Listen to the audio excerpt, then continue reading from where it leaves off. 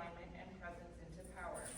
She's the creator of the LEAD framework, author of What Do Product Managers Do, and builder of a custom GPT designed to share her leadership advice at scale. Based in Miami, Tammy brings the heat. So let's dive in. Good afternoon, everyone. Thank you for joining. So, tell me by raising your hand, have you ever had an idea that you realized was brilliant, obviously, but not everyone else did? No? Yeah? Yeah. This happens practically every day to me. So I'm very surprised by those of you who haven't raised your hands. Because this is what plagues so many of us. Whether it is because we are newer to leadership or because we simply don't know how to navigate the politics that we're surrounded by, we know the solution. We know that there is a better way, but we don't know how to get other people on board. And so what we're going to talk about today is how do we get other people on board? How do we get other people to listen to us? How do we get other people to see our brilliance? And I want to tell you a story about a moment where I forgot this. I train people in this all the time, and yet still I forgot too. And I've been banging my head ever since. And so I share this story to tell you that I'm a work in progress just like the rest of you. And I mess up even when it comes to the thing I teach other people about. And that is, I am part of a WhatsApp group with other parents in my school. My kids are in preschool, and some of you are nodding because you may or may not be part of said WhatsApp group. And it's an interesting place to be, and we were planning out our Christmas party for our kids. And there was a little bit of challenge because some of the kids got sick. And we were discussing whether or not to change the date. And I came up with what I thought was a brilliant idea. We should have 2 days, one for the kids who aren't sick yet, and one for the kids who are currently homesick. I proposed this idea, and all it took was one parent saying, no, I don't like that, and it was dead in the water. How often do we present an idea, and it just takes one individual saying, I don't like that, and then our entire world gets deflated. And so I tell you this because I want this not to happen to you. Because no one likes it when that happens, but also we had a good idea. And when we have a good idea and then no one listens, we get to say these 4 amazing, self-gratifying words, I told you so. But that feeling of gratification, it lasts for around 4 seconds. Because it doesn't make a difference that I told you so, that I was right.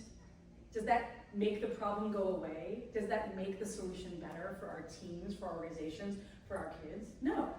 Me saying I told you so, you saying I told you so, it doesn't help progress things. And other people aren't really big fans of us when we say I told you so. Anyone here like it when other people tell them I told you so? Right. So the challenge really is that people hear us. They read the message, but they don't necessarily really listen. And we often point the finger at other people. We say, they didn't listen. They weren't paying attention. They just didn't get it. But that's externalization.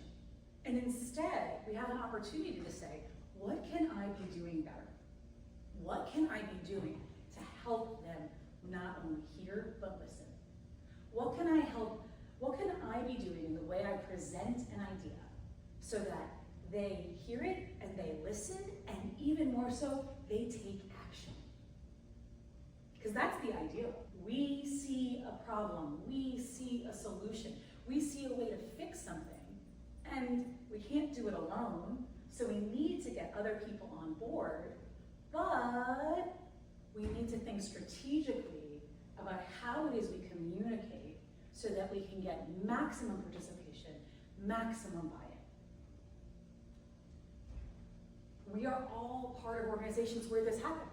Sometimes it's not this big of an issue, but the far right was added just for all of you because you're aware of how many vaccines expired and got wasted. during the period of time. Because someone who was a pharmacy tech didn't raise their hand and say, I've noticed a trend where only 80% of people show up, so maybe we shouldn't defrost all of them. Or maybe we should be defrosting them throughout the day, or some other process. Today, my hope is to teach all of you to speak in a way that other people listen, and to be running organizations where you provide a space for these little voices to be heard, and you provide encouragement so that everyone knows how to use their voice to bring other people along, because good things can happen. And we can eliminate I told you so moments. We can have so many less moments where someone knew the answer. Someone knew the right thing to do, and it wasn't. So, hi everyone, I'm Tammy from Miami. I spent my entire career in technology. I have advised a large number of companies and I've coached a lot of leaders. I've spent my career working with technology leaders. This is a new field for me of working with non-technology leaders, and the reason why I have chosen to do this is because I had a title called product manager. And in the product management world, we often say we have influence without authority. We have to master influence without authority, because product managers often are collaborating with engineers and designers and salespeople and operations people, but none of them report into us. So we have to learn, how do we say things in a way that they're gonna listen to us? How do we say things in a way that they're going to buy in? And it turns out influence is the same no matter where you are. The skills I had to develop to get a junior engineer to believe I might know something about a table or an API, or that I had to work on to talk to a sales executive about how they should be positioning a product, universal. Because influence is universal. And influence helps us get where you want to go. I am dedicated to helping emerging leaders like you and executive leaders and anybody on a leadership track learn to influence better so that they can maximize their impact, so that they can teach other people how to be better leaders and develop better leaders, because it turns out when we have better leaders, we build better cultures. We are more effective as an organization. We hit more of our targets, and employee retention goes up, employee satisfaction goes up, often customer satisfaction goes up, we sign more deals. It becomes a flywheel. Good leadership, strong leadership, the best leadership around, when you become top-notch at leadership, your organization becomes top-notch. And leadership is not about authority. This was something I realized as a product person. I thought, oh, once I become a vice president of product or a chief product officer, it would be easier. I wouldn't have to work on that influence stuff anymore. I'd have a chief title. I was wrong. And I've learned this time and time again with the CEOs I work with and the CFOs I work with and the CTOs I work with. It doesn't make a difference if your title is vice president or chief or senior director, you still have to use influence. Because no matter how high up in an organization you are, you still need to convince other people to come along. Because authority is when people do what they're told. And as you can see from the picture, doing what you're told rarely makes us happy. But doing what we want to do, which is what influence is about, making someone want to take action, having them listen and say, I understand the value in what this other person is talking about, and I want to give my time, my energy, my money, my gravitas, my social capital to make this idea move forward. And that's really what we're trying to do. We're trying to influence them to want to take action, not to take action because we told them to. And now here's a secret. The skills we're going to talk about today don't only work in the workplace. They also work at home. Because we know this, that when someone tells us to do something and that's the reason why we do it, we're not happy about it. But when someone gets us to want to do something as mundane as doing the dishes, we can be smiling about it. And so what we're going to learn about today is equally useful when it comes to talking to a trade partner, when it comes to talking to an operations person within a supply chain, and talking to your mother-in-law about why Thanksgiving should be at your house this year, or talking to your partner about why that vacation in Greece needs to happen. So, I hope that as you sit here today, you start thinking about all of the different ways you could use these skills of influence, because we have to use it when we're recruiting new employees. We have to use it when we're onboarding a new employee. We have to use it when we're working cross-functionally. We have to use it in those rooms you're going to be in tomorrow with your potential partners. You're asking that other person to do something. You need to have them want to do it. So think of this as a little bit of sales training, a little bit of influence training, a little bit of leadership training, a little bit of how to work with your partner at home. Also works on children. We'll get there later. And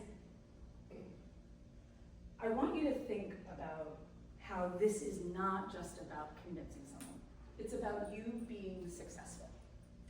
A boss of mine a few years back taught me this, and I've taught it to a lot of people since. You can be brilliant. You can have the right idea.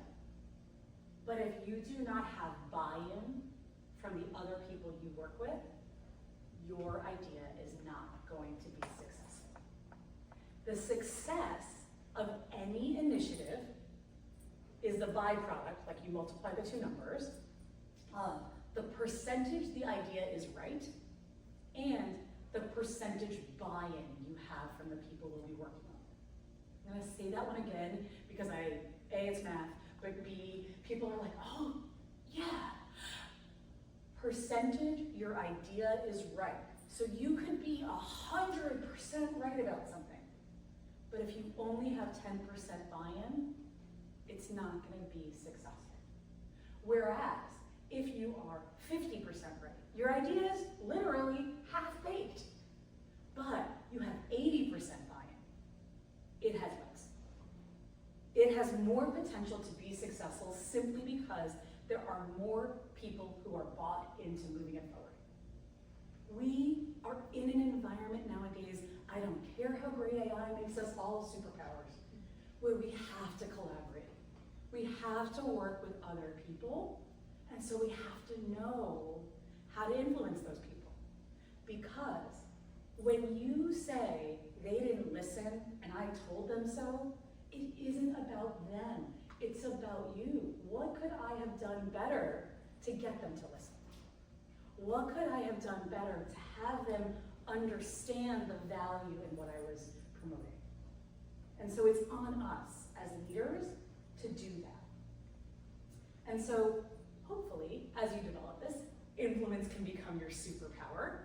Who doesn't like a new superpower? And as mentioned earlier, when you master influence, you maximize impact. Because the more people we have bought in, the more successful we are. The more people we have giving their time and energy and brain power to the idea, the more successful we are. And so, influence fuels success. It fuels impact. Impact, by the way, fuels promotions. I'm not gonna promise you a promotion, but I'm telling you, the more impact you have, generally the quicker you get promoted. And so, what we wanna do today is learn how can we get people to listen? Because they have to choose to listen before they choose to act. You choose to listen before you choose to act. Both are a choice. It's hard for me not to hear what's going on. It's not hard for me to not listen, to not internalize. Kids do this all the time, right? They hear you saying their name and they just don't listen. They hear you say, clean up your toys, and they simply aren't listening. We have to encourage them to make a choice to listen, to make a choice to really hear what we're trying to communicate. And then, after they've listened, they then get to choose whether or not to act. So we first need to get them to tune in, as I say to my 3-year-old, turn on their listening ears. And then, when we're sharing our message, we want them to then choose to act. We want to activate them to become supporters. We want to activate them to become allies. We want to activate them to take an action, to send an email, to sign a contract, to change a process. But they cannot choose to act if they have not first chosen to listen. So, I believe that all leaders have to have followers, and therefore, if we think about what makes us follow somebody else, we can learn how to be better leaders. So, what makes you choose to listen? You have a paper in front of you. Everyone write down 2 things that make you listen. And that could be like, what makes you tune into an Instagram?